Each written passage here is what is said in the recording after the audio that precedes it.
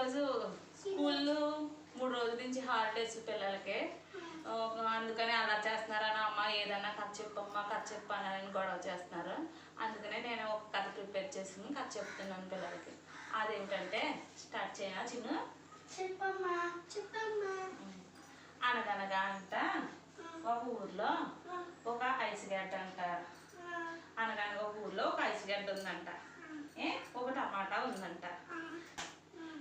Friends అయితే ఈ 4 సినిమాకి వెళ్తున్నాయంట. వెళ్ళగా అంటే ఇది దారిలో కరిగిపోయి చనిపోయిందంట ఐస్ గడ్డ. ఇది చనిపోవటం చూసి 3 ఫ్రెండ్స్ ఏడుస్తున్నాయంట. ఏడుస్తుంటే అలా ఏడ్చి సినిమాకి వెళ్ళాయంట. సినిమాకి వెళ్ళి 3 ప్లేసుల్లో కూర్చున్నారంట. కూర్చుంటే ఇది టమాటా మీద ఒకరు వచ్చి కూర్చుండిపోయారంట. ఒక ఆయన వచ్చి ఇది చిరిగిపోయి చనిపోయిందంట. ఇది చనిపోవటం చూసి 2 స్నేహితులు కలిసి ఏడ్చినవంట.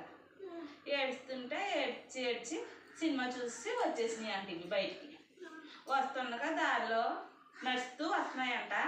దారిలో ఒక బజ్జీలు వేసే వ్యక్తికి పచ్చిమిరపకాయ కనిపించిందంట. అబ్బా ఈ వానకు భలే పచ్చిమిరపకాయ దొరికిందట అని వేడివేడిగా బజ్జీ చేసుకుని తినేసానంట. అప్పుడు ఇది చనిపోయిందంట. అప్పుడు ఇది ఒక్కటే ఉల్లిపాయ మిగిలిందంట. ఉల్లిపాయ మిగిలితే ఉల్లిపాయ వెళ్ళి ఏడుస్తుందంట. నా 3 స్నేహితులు చనిపోయారు. ఐస్ గడ్డ చనిపోతే టమాటా పచ్చిమిరపకాయ నేను ఏడ్చాను. టమాటా చనిపోతే పచ్చిమిరపకాయ ఉల్లిపాయ ఏడ్చింది. నేను చనిపోతే ఏడ్చి వాళ్ళు ఎవరో లేరని దిగులుగా కూర్చుని ఏడుస్తుందంట. అప్పుడు ఉల్లిపాయకి దేవుడు ప్రత్యక్షమయ్యి ఎందుకు ఏడుస్తున్నావు అని అడిగాడంట.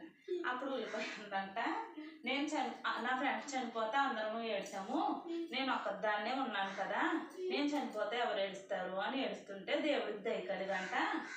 నేను నీకు ఒక వరం ఇస్తాను, అది కోరుకుంటావా అని అడిగాడంట. వరం ఇస్తే కోరుతాను అని అడిగితే అప్పుడు దీనికంట నిన్నైతే ఎవరెవరైతే కోస్తారో వాళ్ళ కొల్లంట నీళ్ళు వస్తాయని చెప్పాడంట. చెప్తే అందుకే కదా మనం ఉల్లిపాయలు కట్ చేస్తుంటే మన కొల్లంట నీళ్ళు వస్తున్నాయి.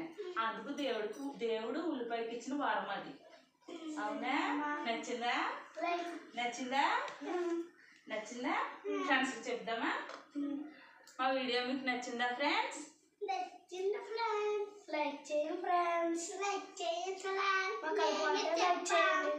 నేను చెప్పా ఏమనుకో.